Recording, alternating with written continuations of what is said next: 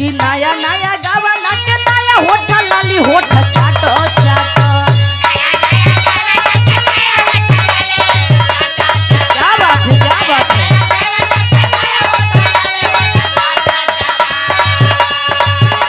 ओ नया नया गावा ना के नया होठ लाली होठ चाटो चाटो। हाँ तू बोराई है ड्राइवर गाड़ी।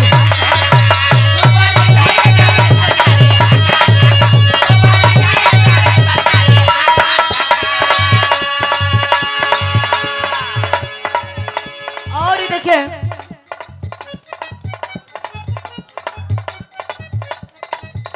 ए हमार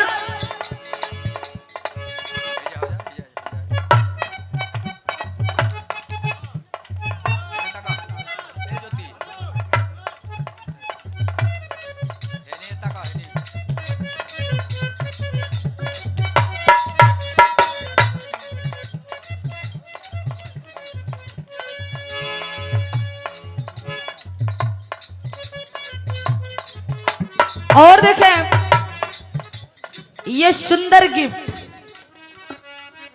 आप दीवाना जी के मित्र जी की तरफ से। अरे वाह, क्या बात है। अरे वाह, आपके मित्र जी की तरफ से गोरखलाल राम जी की तरफ से सोनपा की धरती से सोनपा बिहार वाह, अंबेडकर परिवार। क्या बात है। आपकी तरफ से ये सुंदर तोहफा ये नए साल का गिफ्ट है। ग्रामीण बैंक के मैनेजर भी हैं आप। हाँ दो चारों खाता खोलवा लिया। खातवा में रुपयो रहे के चाहिए कि खाली खाता खोलवाला से हो जाए। अरे वो तक अच्छा वहाँ के डली हैं। अच्छा बहुत बहुत प्रणाम। पब्लिक तोरे खातिर नहीं है, तेरे खातिर तोरे खातिर। और ये सुंदर पुरस्कार क्या बात है। Master orchestra band party. वाह, नाच प्रोग्राम के लिए संपर्क करें। शादी विवाह एवं अन्य किसी भी शुभ कार्य के लिए संपर्क करें। हाँ अपन विवाह में करवा लिया। चौसा रेलवे स्टेशन न्यायपुर बक्सर गाजीपुर पता है। तुम्हारे पड़ोसी तो बाड़ा। मतलब हमार बियाह होई तो दुनिया ना जानी तू ही जनबा। अरे कौन ठीक बा। इनके हमार बियाह का ढेर चिंता है। हमके जल्दी खेदल चाहत हुआ। बहुत बहुत प्रणाम साथ से सबके प्रणाम बा। कहा दिया मेहरारू कैसे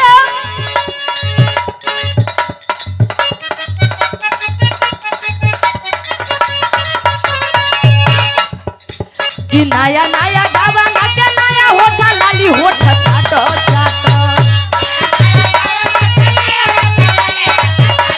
क्या बात है।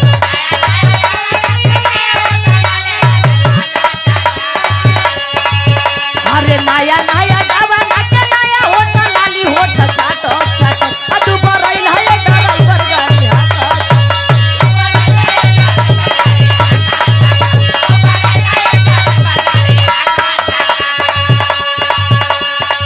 मरद कहे कि तू कम नहीं खू। हाय हाय हाय,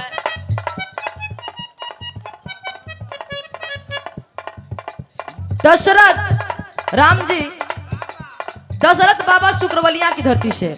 क्या बात है। आप बाबा जी के द्वारा 51 रुपए का पुरस्कार चरण में कोटि कोट समान है। साथ सबके प्रणाम बा। मरद कहे कि तू कम नहीं खू। जहाँ ले देखा तहाँ तू लागल रह तारू। कैसे कहा था मरद कि आंगना दलानी चाहे सुती करी हाली रामी लपक लपक।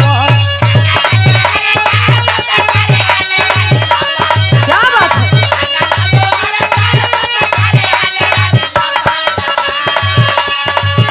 अरे आंगना दलानी चाहे सुती करी हाली रानी लपक लपक। मजा ले हुए पत्थर को कोरा चपक चपक।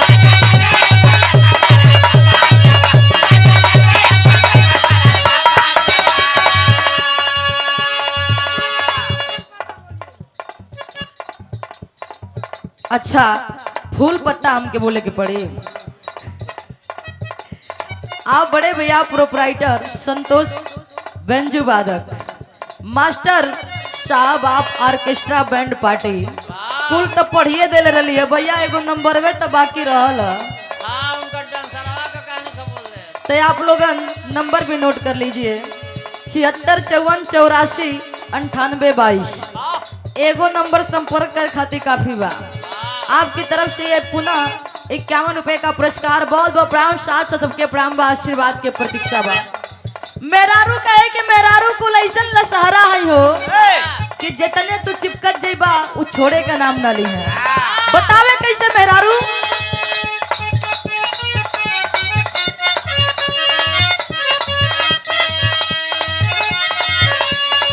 दीवाना जी वो मेहरारू कहत या बाबा अनुभव करा वो दिन का। इतना नहीं के अब कहे के उ सब अनुभव कर ले लेबा ना भैया। कैसे? जतने रसई बरसवा चुई है जा।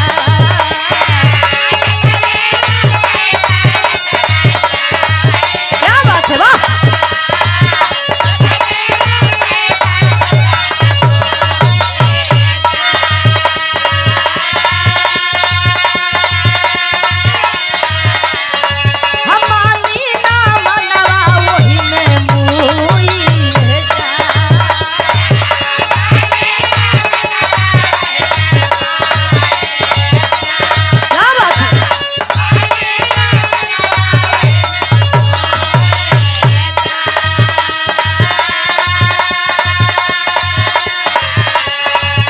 अरे धस गइल आंख तब होत ना बसाख गाल काटो काटो।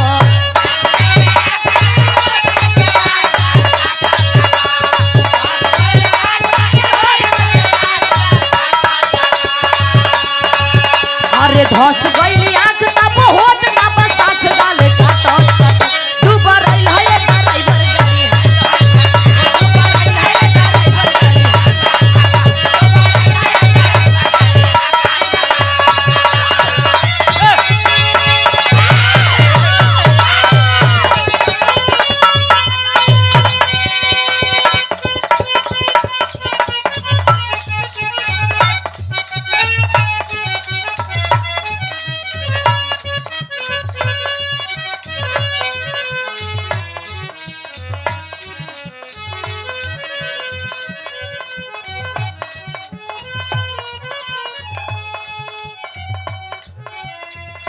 और आप बड़े भैया प्रभास कुमार जी एलएनटी और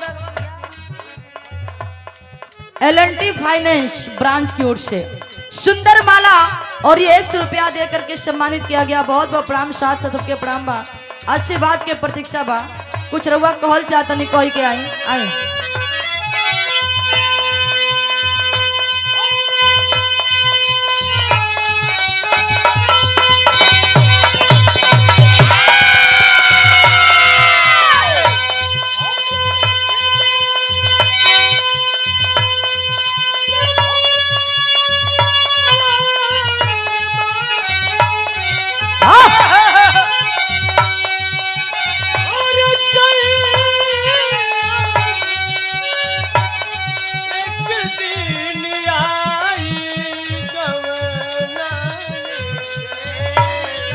क्या बात है वाह।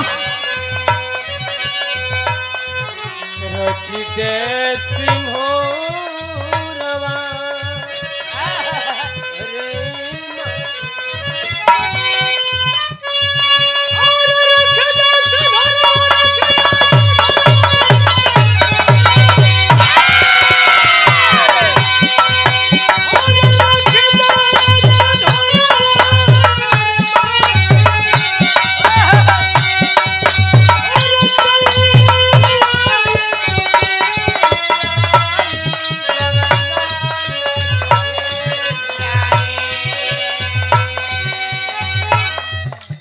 आई दुल्ही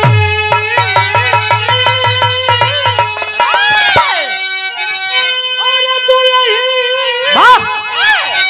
भले बिहार जाई